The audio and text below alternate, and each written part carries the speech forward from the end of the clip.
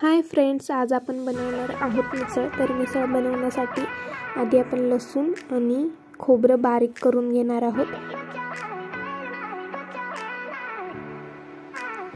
तर तुम्ही बघू शकता हे बारीक झालेलं आहे। आता आपण गॅसवरती कढई तापायला ठेवणार आहोत आणि कढई गरम झाली की तेल गरम करून घेऊयात।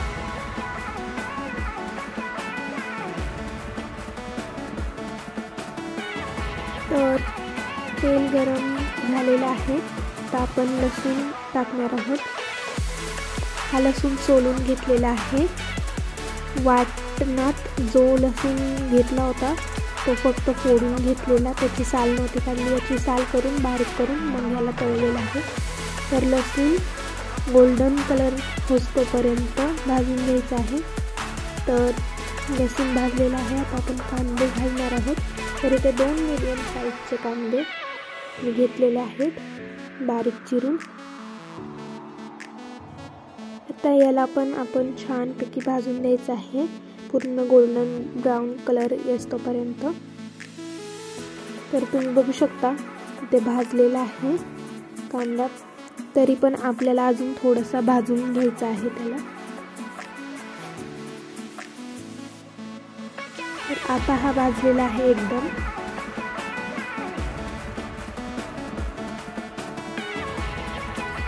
तर आता आपण याच्यामध्ये काश्मीरी लाल पावडर टाकणार आहोत। आता आपण जी तिखट मिरची असते, मिरची पावडर ती टाकणार आहोत 2-3 चमचे।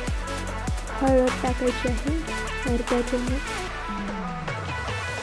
आता हे सर्व मसाले मिक्स करून घ्यायचे आहेत।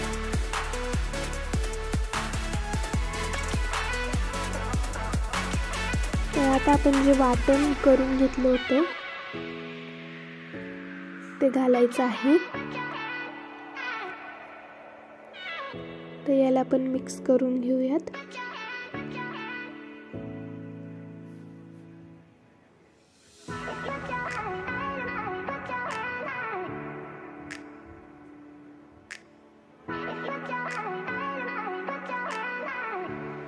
तर मी याच्यामध्ये सगळं वाटून घातलेलं आहे। आता हे मिक्स झालेलं आहे, परतून देऊयात थोडा वेळ।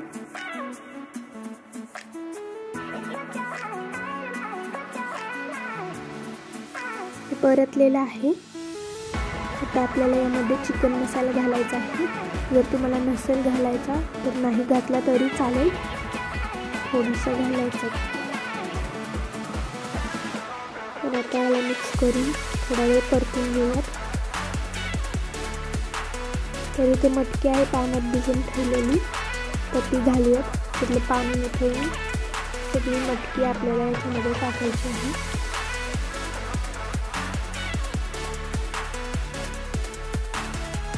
तर आता याला पण मिक्स करून घेऊयात। सगळे मसाले मटकीला लागले पाहिजे, सगळं एकजीव झालं पाहिजे।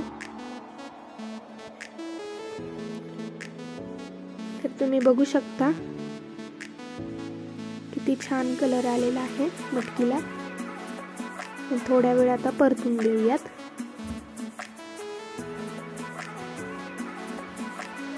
तर इथे आता थोड्या वेळ परतून दिलेला आहे। आता आपल्याला याच्यामध्ये चवीनुसार मीठ टाकायचं आहे। मी याच्यात 1.5 ते 2 चम्मच मीठ टाकत आहे। तुम्ही चवीनुसार कमी जास्त करू शकता। तर आता मी याच्यामध्ये पाणी घातलेलं आहे। तुम्हाला किती पाणी घालायचं तुम्ही ठरवू शकता, म्हणजे तुम्हाला किती घट्ट किती पातळ भाजी करायची आहे।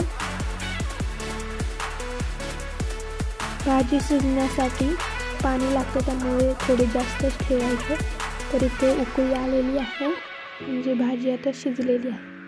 तर मी इथे गॅस बंद केलेला आहे। तुम्ही बघू शकता किती छान कलर आलाय। तर आता गरमागरम तयार आहे आपली मिसळ पाव। घरी नक्की ट्राय करा। कशी वाटली आजची रेसिपी? सबस्क्राईब केलं नसेल तर सबस्क्राईब करा, लाईक करा, शेअर करा। Thank you, bye.